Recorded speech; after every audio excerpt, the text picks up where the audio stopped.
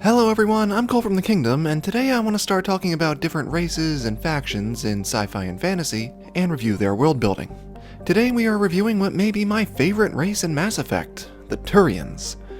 There's a lot to go through, so we'll break this down into sections. We're going to start with their physical design and biology, then get into their history and culture. Turians are apparently supposed to be bird-like, but I honestly wouldn't have guessed that if they didn't say it a few times in the series. That's not a complaint, that might just be me. I love their faces. See, here's the thing about aliens. We don't really know what aliens would look like. But we can look to the closest real thing we have to aliens: animals. Everything from birds to reptiles to fish to mammals and even bugs have a similar head layout.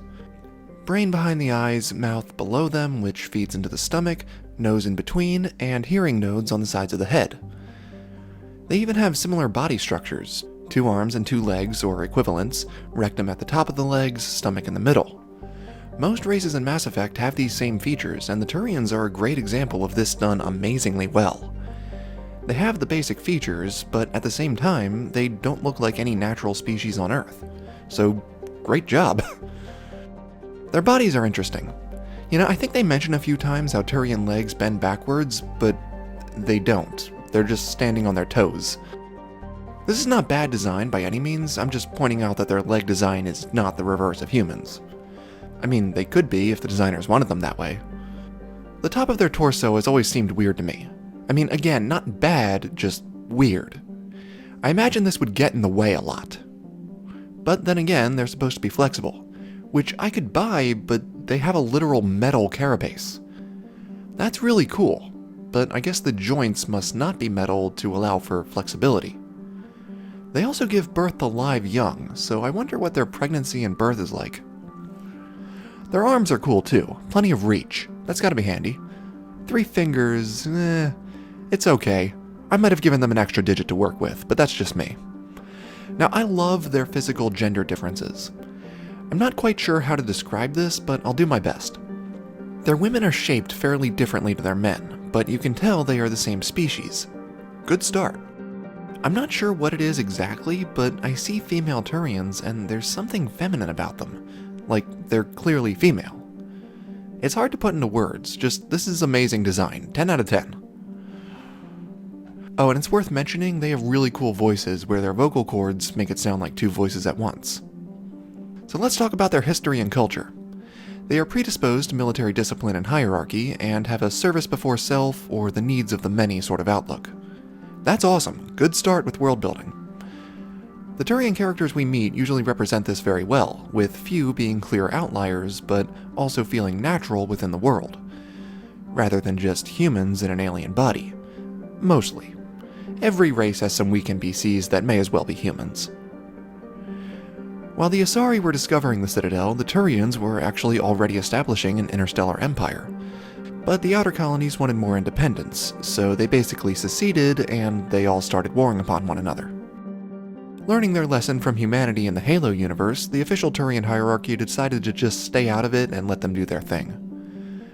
They did finally get involved once the factions and alliances were whittled down real low and couldn't really challenge the hierarchy anymore. During this time is when they started wearing colony insignias and whatnot on their faces, a practice that continues to this day. The hierarchy/empire was discovered by the Asari and Solarians shortly after the Krogan rebellions began.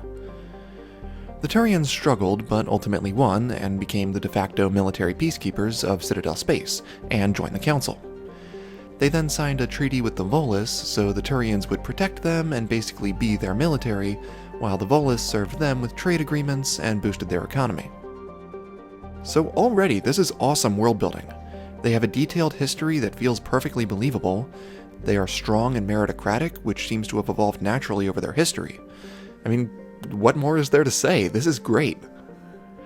When humans showed up, well, the Turians in the area were a little gung-ho about the whole ordeal. Fearing a repeat of the Rachni Wars, which the Turians were not around for, they opened fire, which, well, is basically repeating the mistake of the Rachni Wars. But it's not out of character. However, the Turians were notably brutal in their invasion of Shang-Chi, even bombing civilian populations. This is apparently because the idea of non-combatants didn't really exist in Turian society. but I have to dock points for this because they've been around the Asari, Solarians, Volus, Elcor, and Hanar for about 1,000 years by this point. I hate to do it, but it's true. They should have known better. But upon the war's end, the Turians actually became a good ally of the humans, respecting our strength and tenacity. Honestly, that's high praise. And I like the enemies to lovers, friends trope, even on the scale of nations and factions. So even today, Turians are a military people, nearly all their citizens having gone through at least basic training in their military. Even their outcast and the Terminus systems still carry a trace of that discipline because it's inborn. And let's talk about their religion. We don't know too much, but they worship the spirits, which embody certain areas. For example, a military unit would have a spirit that embodies their loyalty and courage. They believe spirits can't affect the physical world, but can affect people, such as by inspiring them to greater acts. They have a few named spirits too. Though apparently they are very open to new religious ideas, and the government doesn't really care as long as it doesn't affect anyone from performing their duty. Many Turians apparently like the Asari religions, though as I say that, I wonder if it's because they often bond with Asari. Mixed feelings on that. They also apparently like human Zen Buddhism, which is pretty cool. Let's see, what else can I talk about?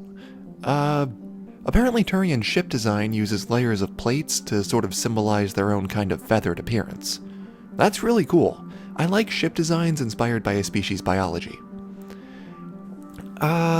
Their names are inspired by Roman names, which I'm not a fan of, but I'm willing to give that a pass since their actual names are probably mostly unpronounceable to humans.